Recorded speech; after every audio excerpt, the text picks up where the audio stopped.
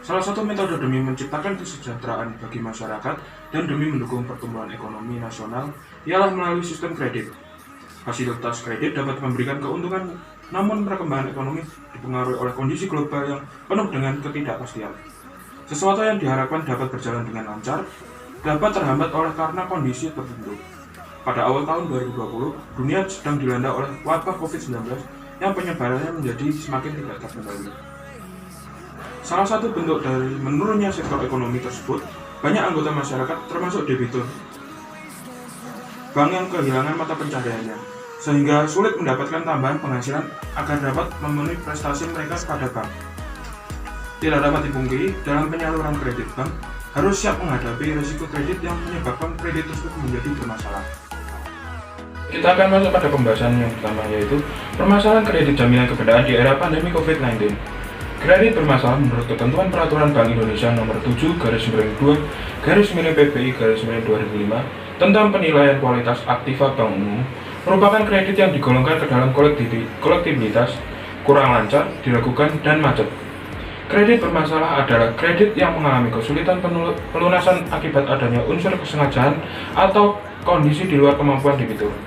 Dalam prakteknya, penerapan jaminan keberdayaan sebenarnya masih belum maksimal untuk mengatasi problematika kredit yang macet.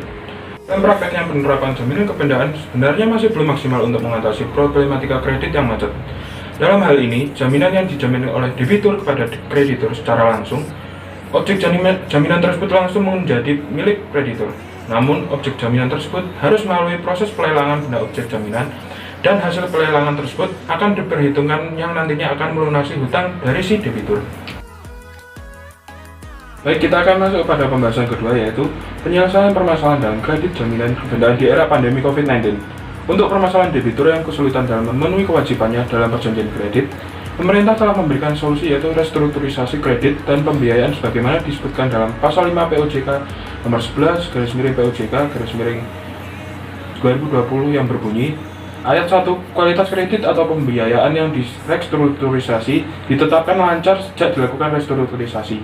Pada ayat kedua disebutkan bahwa restrukturisasi kredit atau pembiayaan sebagaimana dimaksud pada ayat 1 dapat dilakukan terhadap kredit atau pembiayaan yang diberikan sebelum maupun setelah debitur terkena dampak penyebaran coronavirus disease atau COVID-19, termasuk debitur usaha mikro, kecil, dan menengah.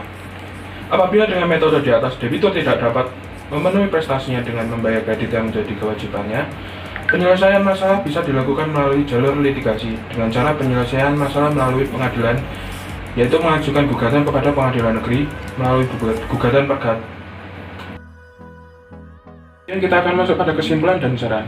Kesimpulan dari saya, dalam masa pandemi COVID-19 ini, banyak sekali dampak yang ditimbulkan dengan adanya pembatasan sosial di ruang umum.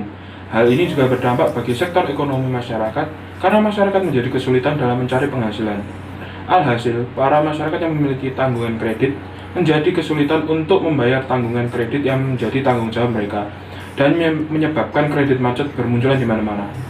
OJK selaku lembaga yang melakukan pengawasan telah memberikan peraturan khusus, yaitu Peraturan Otoritas Jasa Keuangan Republik Indonesia Nomor 48/POJK 03/2020 tentang perubahan atas Peraturan Otoritas Jasa Keuangan Nomor 11/POJK 03/2020 tentang stimulus perekonomian nasional sebagai kebijakan counter cycle terdampak penyebaran coronavirus disease 2019, dan diharapkan semua pihak mentaati peraturan tersebut di masa pandemi seperti ini agar perekonomian negara tetap stabil dan mampu memberikan kesejahteraan bagi semua warga. Kemudian saran dari saya, dalam hal ini pemerintah juga harus ikut mengawasi jalannya perekonomian, terutama dalam hal kredit bersama OJK, karena di masa pandemi ini sangat banyak sekali masyarakat yang terganggu mata pencahariannya dan tidak dapat mencari penghasilan dengan maksimal.